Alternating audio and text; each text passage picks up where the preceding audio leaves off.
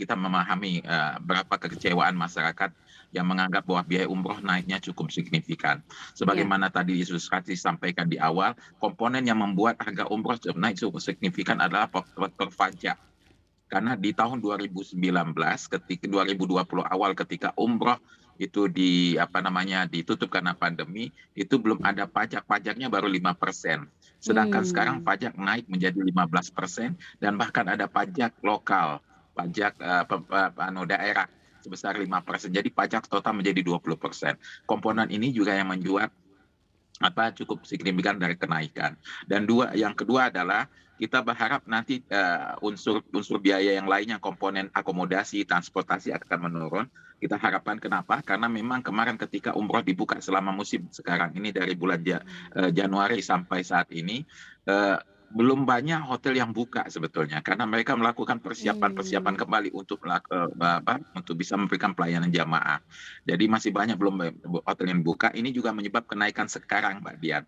Tapi insya Allah kami yakin ketika musim umroh tahun depan dari mulai Agustus, artinya tahun depan dalam tahun Hijriah, artinya saya maksudkan yaitu Agustus besok Muharram, itu akan kembali ke arah ke normal dari komponen biaya ya secara Mhm mhm akomodasi. mhm. Kenapa? Karena tersedianya akomodasi sudah cukup banyak. Artinya ketika akomodasi Mmm. tersedia cukup banyak, persaingan cukup ketat dan harga akan menjadi lebih kompetitif. Nah, itu yang kita harapkan balance yang baik. Jadi tadi disampaikan bahwanya harga standar minimal yang direferensikan oleh pemerintah itu sebesar 26 juta, dalam artian itu dalam masa pandemi, Mbak Dian. Sedangkan ketika belum pandemi, harga standar minimalnya harga referensinya sebesar 20 juta. Kami yakin ketika umroh di musim depan nanti, insya Allah para jamaah yang tertunda karena kenaikan biaya yang cukup tinggi selama musim pandemi ini, insya Allah ke bulan Agustus nanti akan ada penyesuaian harga dan kami yakin sekali Mmm. sebagai penyelenggara khususnya Ampuri akan ada penyesuaian tidak sebagaimana harga sebelum pandemi sebesar 20 juta minimal, insya Allah sekitar 23 atau 24 itu untuk harga paket yang termurah. Baik, ini artinya Anda, Pak Firman, optimis bahwa nantinya, harga akan kembali normal begitu ya. Nah, untuk melihat kondisi saat ini Pak, yang di mana Eh, komponen Kembali biaya normal umrohnya dalam ini artian ya, ya komponen biaya saat ya ini kan dalam naik. artian Apakah kembali Amfuri dan penyelenggara hmm. travel umroh dan haji akan menyesuaikan untuk saat ini dan nantinya ketika, harga berjalan normal kembali disesuaikan lagi begitu Pak Firman? Betul Mbak Dian, kita berharap terus terang karena antusias yang besar dan kerinduannya besar dari jamaah masyarakat Islam Indonesia yang ingin menunaikan ibadah umroh kembali. Tentu kami sebagai penyelenggara berharap bisa memberikan harga yang terbaik. Jadi saat ini memang keterbatasan akomodasi membuat unsur biaya yang cukup tinggi.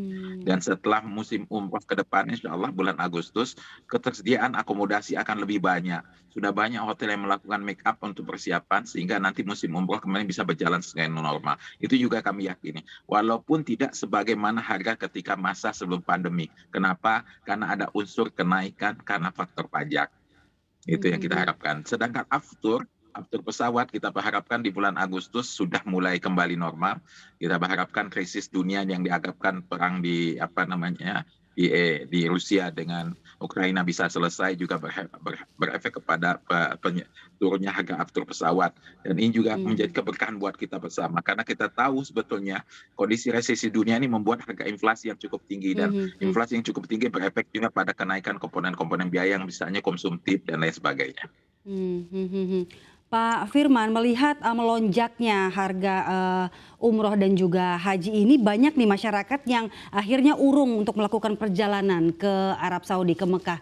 Ini kira-kira berapa Pak jumlahnya, penurunannya? Eh, Sampai saat ini kami sebetulnya secara ini tidak merasa penurunan karena masalah yang kami harapkan yang dihadapin saat ini adalah keterbatasan tiket pesawat menuju ke Saudi Arabia. Karena dalam kondisi saat ini semua airline belum maksimal sebagaimana menyediakan sebelum masa pandemi. Sebagaimana kita ketahui, sebelum masa pandemi, Garuda Indonesia memberangkatkan sampai 21 kali atau 24 kali penerbangan dalam satu pekan, hampir 3 pesawat dalam satu hari. Sedangkan saat ini Mmm. baru maksimal rata-rata 1 dan ada berapa hari yang 2. Jadi ini juga yang membuat, apa namanya, jumlahnya tidak sebagaimana sebelumnya. Jadi ketersediaan sebetulnya Mmm. faktornya. Sedangkan demand masyarakat, keinginan lain sebagainya, itu luar biasa sekali antusias. Sebagaimana haji saat ini, kuota yang bahkan masih banyak sekali jamaah yang berharap bisa diberangkatkan dengan jalur visa furoda. Yang saat ini juga visa Mmm. furoda itu belum keluar tentang kepastiannya.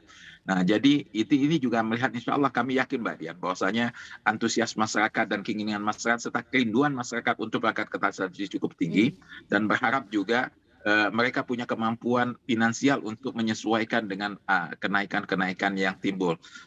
Walaupun di samping sisi lain kami sebagai penyelenggara berusaha menekan biaya semaksimal mungkin agar Mmm. kemampuan masyarakat, daya beli masyarakat untuk bisa berangkat ke tanah suci ini tetap bisa kami fasilitasi.